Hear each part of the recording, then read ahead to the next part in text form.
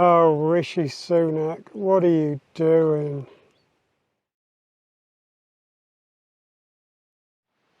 Hello again, everyone. For anyone who doesn't know, on Wednesday the 20th of September 2023, the UK Prime Minister Rishi Sunak announced the rolling back of several key green policies. This includes delaying the ban on the sale of new non-hybrid fossil fuel cars until 2035 from the 2030 that was announced by Boris Johnson several years ago. It also includes relaxing the rules on the insulation of rental properties that was going to be enforced against landlords, plus the delaying on the ban of the sale of fossil-fueled heating systems in various scenarios. The response, it has to be said, has been quite amusing.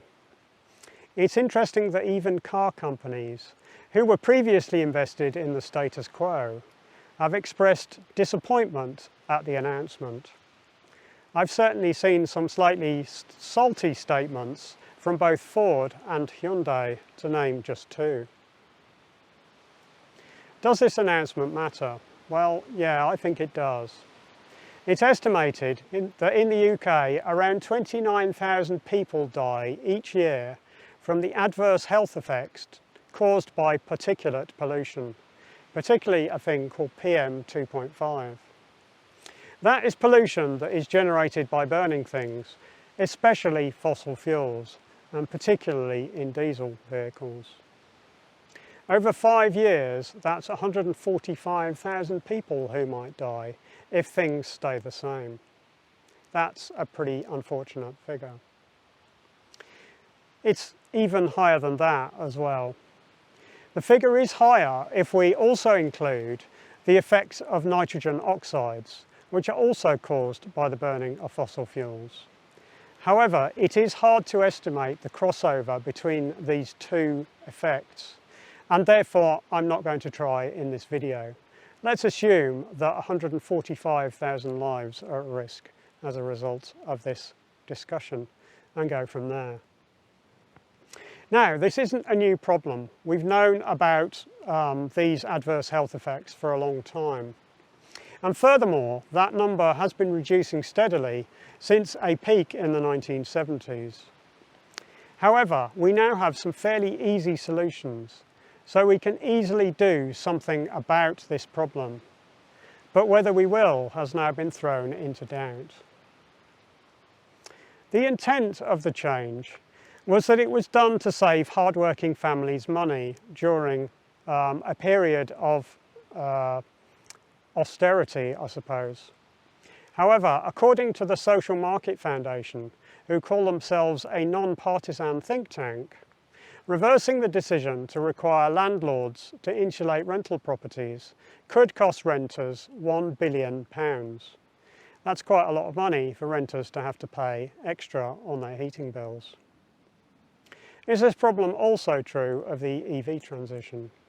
Well, yes, I think it is also true on the rollback to do with EVs. Now, the initial cost of buying an EV is currently higher than buying a petrol or diesel equivalent. That is a valid criticism of EVs at the moment, but let's come back to that in a moment. At first, I want to talk about the running costs of EVs, because running an EV can be significantly cheaper than running a petrol or diesel car, and that is something that I feel that people need to be able to benefit from. My experience of running both over the last 9 months or so is that at the moment each mile in my Renault Zoe costs me about 2p in energy. Meanwhile, each mile in my Smart 4.2 costs me about 13p, and the Smart 4.2 is a fairly efficient petrol car, doing an average of 53 miles per gallon. As we can see in this chart, the impact on drivers of this difference can be quite significant. If you were to do 8,000 miles a year, the difference in fueling costs, ignoring all the other potential costs, which are generally also lower for EVs, but ignoring everything else and just looking at the fueling costs, the difference is about £880. If you do 12,000 miles, it's more like £1,300. And where you have to do a lot of miles, like 20,000 miles, it's over £2,000 difference in the amount that you pay in order to do that distance for your energy, whether it's electricity or petrol or diesel. It's generally considered the case that workers in low-income families need to travel longer distances in order to get to work. And that's caused by them having to choose where to live based upon what it costs to buy or rent, rather than the convenience of being able to get to work. And that can often saddle them with increased daily costs in order to get to work. So delaying the transition will cost poorer people the most. A failure to ensure that EVs are widely available would adversely disadvantage the less well off, in my opinion. And isn't that the opposite of what was intended? But let's go back to purchase costs. Currently, a new EV costs about £6,000 to £8,000 more than its equivalent petrol or diesel fossil fuel car. However, on the used market, where you would imagine the low-income families we're trying to protect would be shopping, this is more like £3,000 for a 3-year-old car at the moment in 2023. Let's do a couple of purchase cost comparisons on used cars.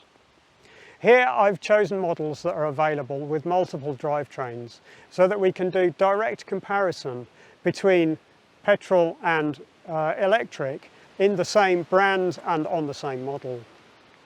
Firstly, a Hyundai Kona. A 70 plate petrol with 56,000 miles here. This is listed for £12,648.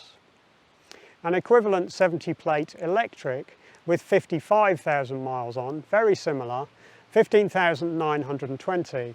That's a difference of £3,300. Secondly, let's look at a Vauxhall Corsa. A 70 plate 1.2 litre petrol with 41,000 miles on the clock is listed here for £9,490. A similar 70 plate electric car, although admittedly with 5,000 less miles, is £12,495. That's a difference of £3,000. That difference might even be slightly smaller if the mileages were closer together, but that was the closest equivalent I could find in a hurry. New car price parity may be coming. The economies of scale are known to drive better manufacturing techniques, reducing the cost of anything that's built. ICE car costs have been optimised over the many years that we've been building them. But this is a bit less true for EVs at the moment, which are relatively new to the market at scale. The prediction is that price parity on new cars could be reached in the next 2 to 4 years, and this would be before the original ban would have come into force. After that point of price parity, EV purchase costs are likely to continue to drop and therefore go below those of their internal combustion engine equivalents. The uncertainty that's been brought about by this announcement is pretty unfortunate. Manufacturers, more than anything else, need certainty on which to base the huge investments that they have to make in order to switch from internal combustion engine cars to electric vehicles. Delaying the ban on internal combustion engine cars could also delay manufacturers investing in the scaling they need to do in EVs. They don't really know now what's going to happen because this change may happen or it may not, and they were already trying to guess at what consumers might do. If they do delay, what does that do to price parity? Surely it just pushes it further away, which seems a shame. There's also a somewhat overlooked driver in the market that is going to become relevant in the next 5 or 6 years. That's a thing called the zero emission mandate, which is something that's in legislation by the UK government. The government have clarified that the ZEV mandate is still in place. This places a requirement on manufacturers that a minimum of 80% of their new car sales must be zero-emission vehicles by 2030. So that's going to cause this change largely to happen anyway, but forced through by the manufacturers rather than legislation. So will this change matter? Well, it might, but it might not.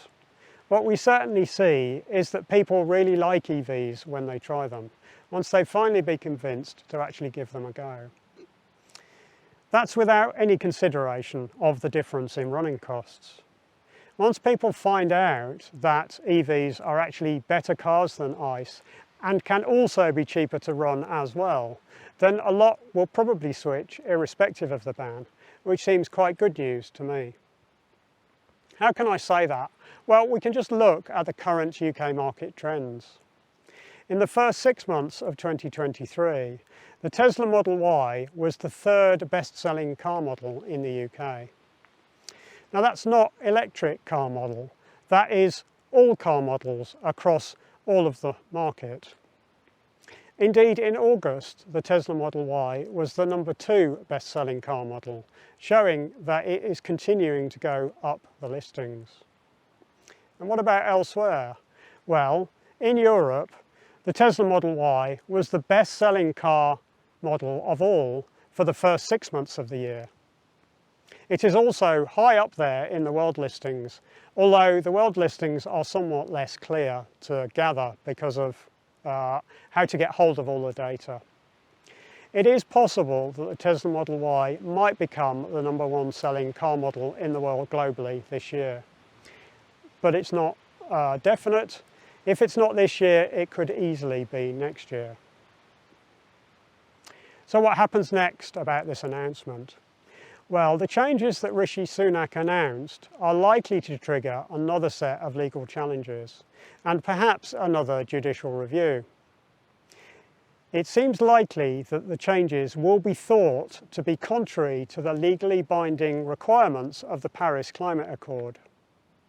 The last review on these subjects was one that the government lost, and that could happen again if it does go to another judicial review. So will this announcement come to anything? Well, the changes that the Prime Minister announced may not come to fruition anyway. They may step back on the changes based upon some of the feedback, and certainly if the legal challenges were to take place, seems quite likely that they would lose and that the changes would not be allowed to go through. It's likely to be up to the courts to decide. Well, in summary, whether the policy changes that Rishi Sunak announced are political genius or political suicide is still to be determined. However, it is certainly frustrating to me and a lot of people that such an important issue has been used for political gain, perhaps somewhat desperately. However, it may not make much difference. And hopefully those that do switch before the deadline will reduce the impact of ongoing pollution and pull down that number of people that may be affected. Whatever you think, this transition is happening. The clean energy revolution can now not be stopped. The only question is whether you will surf the wave of new technology or whether you will be overwhelmed by it and swept out to sea. It's up to you to decide. Well, that's it for another video. Thanks very much for joining me, folks. Your comments and feedback are most welcome in the section below. If you've enjoyed the video, then it's a great help to me if you click the thumbs up button. That helps show YouTube that it's a valuable video and that it may promote it to other people who might also enjoy it. And of course, click subscribe if you want to see more. Thanks.